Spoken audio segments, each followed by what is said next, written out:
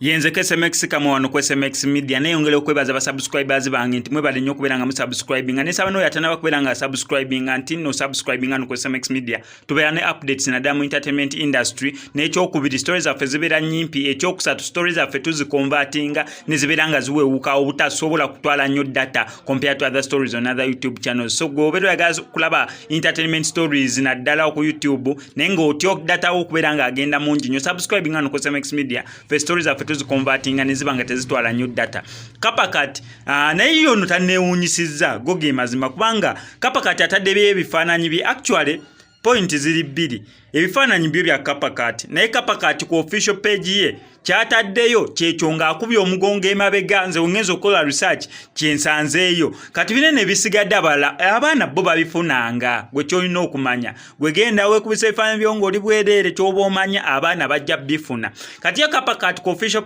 page ye ataddeyo kiri eri ng'akubye eri emabega omugongo ebifaananyi ebimu nno nfubyenga wensobola okubeera nga sibisembeza nnyo olw'ensonga copyright walino ku YouTube babeera bajja kunkyajinga copyright neokubeera nti neramba violatinze content w'abaana ensonga lwaki ebifaananyi nfunyemu engeri gye mbibuzabuzaamu obutabiraba naye gwe nga wolaba ti nene ekifaananyi ekyapostinze ng'atunudde eri emabega kiragamu ne address ekisooka siriiti zikoma mu kiwato eveno mu kiwato n'endala n'eveno mu kiwato kati wabeera kubye omugongo gwe manya okuva eno ku kigere wansi paka eno waggulu obeera olaba buli kimu ekyokubiri eno waggulu okuva waneno ku mugongo gongo okudda eno waggulu kati transparent buli kimu obeera osobola okubeera ng'okiraba so wakuba eno omugongo kijjukira ate tali mu kaleega so wabeera takubye eno mugongo ng'akubyeyo face buli kimu waneeno mu kifuba obeera okiraba nga bwe yakula na buli kimu ekisigadde kati nze ne neebuuza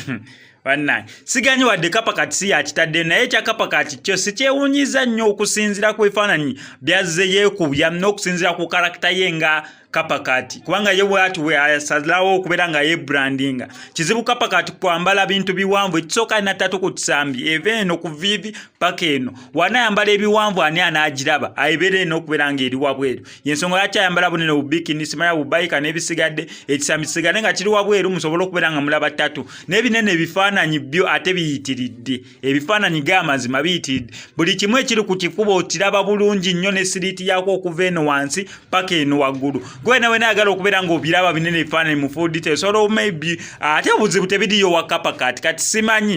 oba nzaba simanyi nange ndooza ndi nkole WhatsApp group ng'ebintu ebimu ebiri exclusive tusobola bifunire mu WhatsApp group yaffe naye gwe